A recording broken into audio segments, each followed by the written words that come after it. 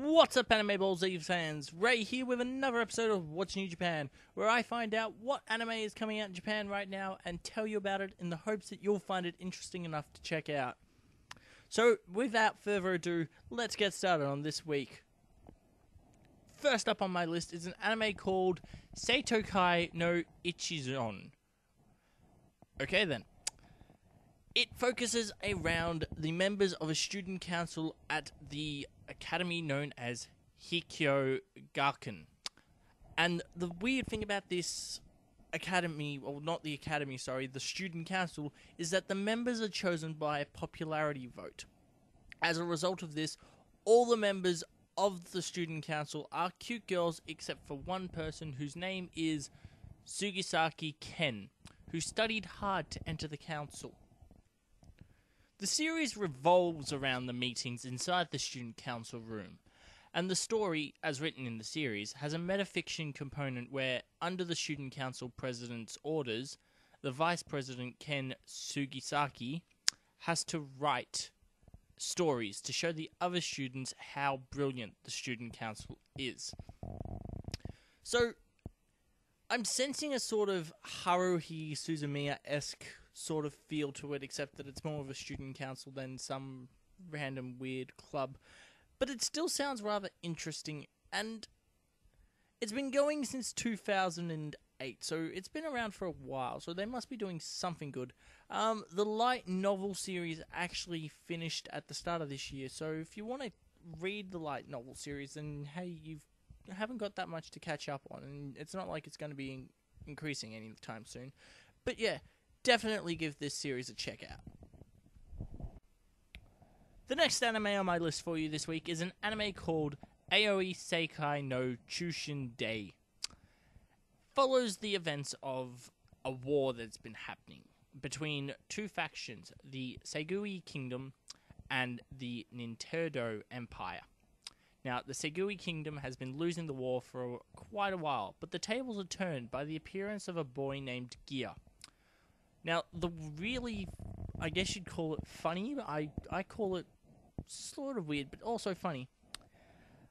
The funny thing about this series is that all the characters are parodies of Nintendo or Sega games, such as Sonic the Hedgehog, Super Mario Bros., Legend of Zelda, etc.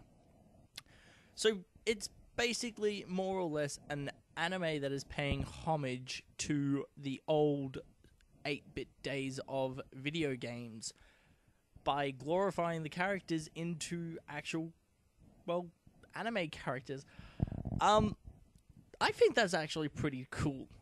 I'm not sure about you guys, but I'm definitely going to be checking this one out. It's only just started airing in Japan as well, about 10 days ago or something, so definitely give this one a check out. Finally on my list for this week is an anime called Cross Fight B-Daman S. And S is spelled E-S. I don't know how you'd pronounce that, so I'm just going to pronounce it S.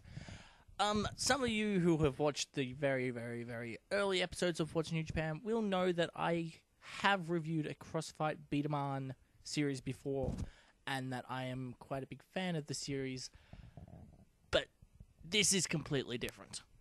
It's a second Cross Fight B-Daman anime series based on the blah blah blah blah blah blah. You know the drill. It's based on the toys, which were based on an anime and everything.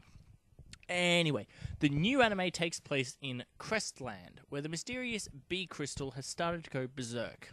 The main character, known as Keimon Godai, that's right, he tells you to go die every time he tells you his name. He lives in the south area of Crestland and is an energetic boy who loves B-Daman. However, he lost all of his past memories of B-Daman and his family, except for the memories he has of his big sister, Aina, who lives with him. One day, Keimon meets Galvin, a B-Daman at his local B-Daman shop. I don't know if that means that he meets the actual toy or if he meets a guy who plays with B-Damans. But yeah, he finds this guy. He finds Galvin, and he somehow thinks that Galvin looks familiar, but he can't quite put his finger on it because of the whole memory loss thing. Anyway, Galvin becomes Camon's partner, and he returns to the Beatman battles once again. So I'm going to assume that the series is going to be a ongoing quest to try and regain Camon's memories and figure out what's wrong with the crystal, as well as why did he lose his memories in the first place. If you like animes that are tied into toys or cards or stuff that's marketed towards the younger kids, then definitely give this one a check out. It actually does look like it's a shonen. Yes, that's right, shonen anime. So it's aimed at like the younger kids, going towards the older kids, but don't let that stop you. So at the end of another week of What's New Japan, what have I told you about? Well, I've told you about a series that involves a student council that is usually voted upon entirely by popularity. I've told you about an anime where all the characters are parodies or homages to Nintendo and Sega. And I've told you about a new Cross Fight B-Daman anime series. Hopefully one of those sounds interesting enough to you to warrant you to check it out. If not, I'm sure next week I'll have something better for you. Anyway, I'm Ray. This has been another episode of What's New Japan. Catch you on the flip side.